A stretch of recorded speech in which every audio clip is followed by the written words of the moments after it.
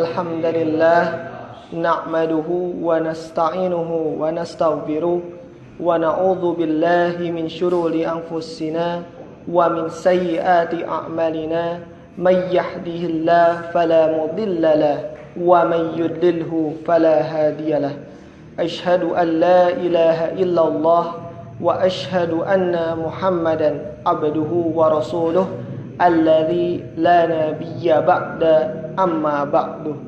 Hadirin yang dirahmati oleh Allah Subhanahu wa taala, pada kesempatan kali ini saya akan membahas mengenai hukum memelihara janggut. Permasalahan mengenai hukum memelihara janggut masih menjadi suatu perdebatan dan perbedaan pendapat di kalangan para ulama. Mengenai hukum memelihara janggut terdapat dua pendapat.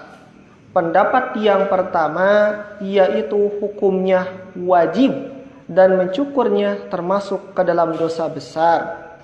Pendapat yang kedua yaitu hukumnya wajib jika situasi yang menuntutnya.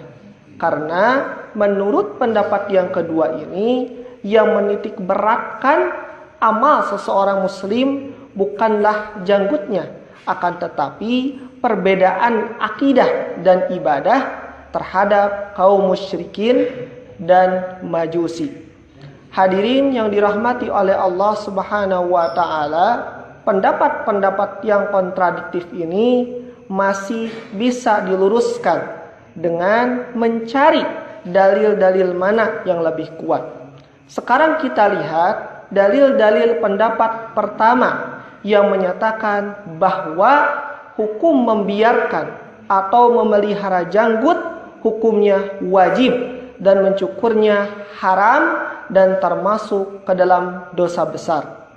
Dalil yang pertama, hadis yang disampaikan oleh Ammar bin Yasir diriwayatkan oleh Imam Ahmad, Abu Dawud, Ibnu Majah serta disampaikan pula oleh sahabat Ibnu Umar, riwayat Al-Bukhari yang dapat kita lihat pada kitab Tufatul Ahwadhi juz 8 halaman 38 yang berbunyi An Ibni Umar annin Nabi sallallahu alaihi wasallam qala ahfuz syawariba wa ahful liha.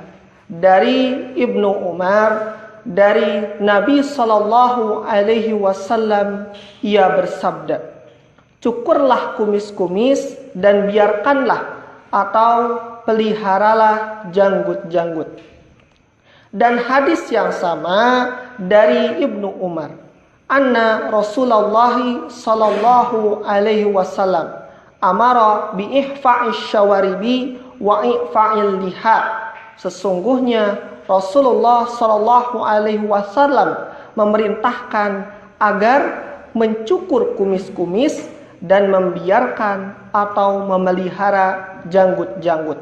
Maka dari dalil-dalil yang dikemukakan oleh pendapat yang pertama menyatakan bahwa hukum memelihara janggut hukumnya wajib dan mencukurnya sampai bersih haram dan termasuk ke dalam dosa besar. Maka adapun hadis yang bentuknya khabariyah, maka hadis itu terangkat menjadi insya'iyah. Sedangkan dalil-dalil pendapat yang kedua merupakan dalil-dalil yang dikemukakan oleh pendapat yang pertama, bahwa menurut pendapat yang kedua hukum memelihara janggut yaitu wajib jika situasi yang menuntutnya. Karena menurut pendapat yang kedua ini, membiarkan atau memelihara janggut-janggut dibolehkan jika situasi yang menuntutnya.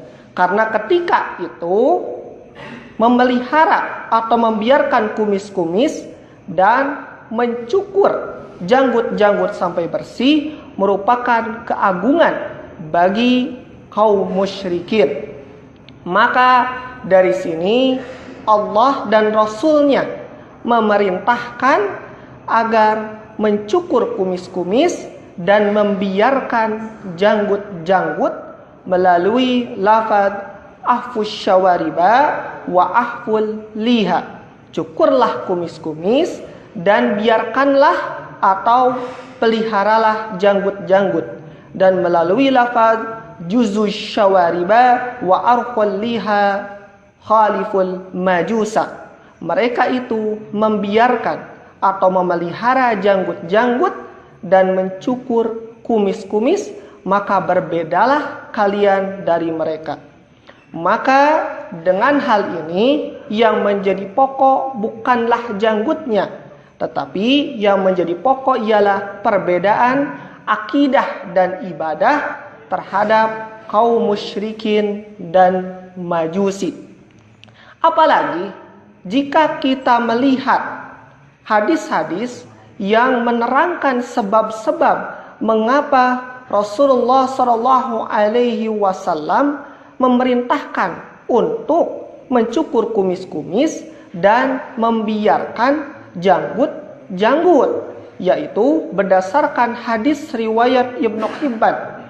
An Ibni Umar qala dzukira li Rasulillah sallallahu alaihi wasallam al-majusa innahum yufuna shibalahum wa yahliquna ala lihyatihi fakhalifuhum.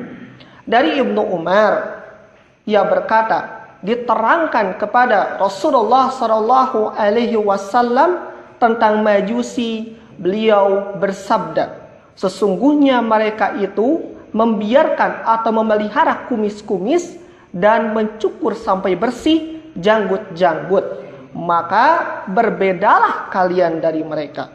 Oleh karena itu, memelihara atau membiarkan janggut tidak menjadi bermakna apabila sudah tidak ada lagi perbedaan akidah dan ibadah terhadap kaum musyrikin dan majusi.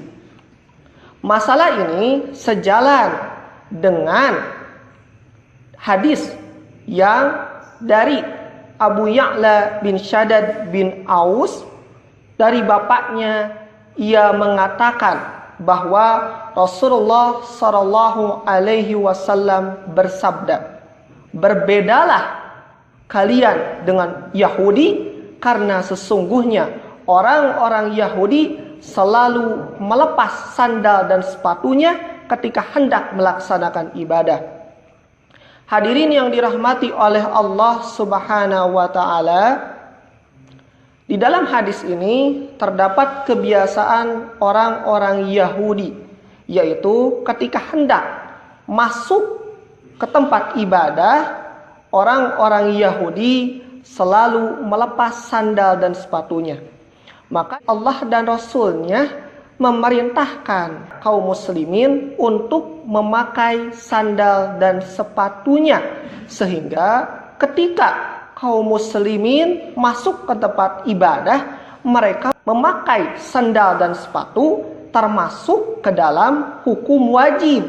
Tetapi yang menjadi pokok di dalam hadis ini bukanlah memakai atau tidak memakai sandal dan sepatu, tetapi perbedaan akidah dan ibadah terhadap orang-orang Yahudi. Dan hal ini sesuai dengan kaidah al-hukmu yaduru ma'al illah wujudan wa adaman. Hukum ini hukum yang tergantung akan adanya ilat, ada dan tidak ada. Oleh karena ilat wajib hukumnya sudah tidak ada, maka dapat disimpulkan membiarkan janggut atau memelihara janggut dan mencukur kumis-kumis sama hukumnya dengan memakai atau melepas sandal dan sepatu ketika masuk ke tempat ibadah, dan membiarkan atau memelihara janggut, mencukur kumis-kumis, dan membuka atau memakai sandal dan sepatu ketika masuk ke tempat ibadah sudah termasuk urusan keduniaan yang hukumnya mubah. Sekian yang dapat saya sampaikan. Semoga bermanfaat. Assalamualaikum warahmatullahi wabarakatuh.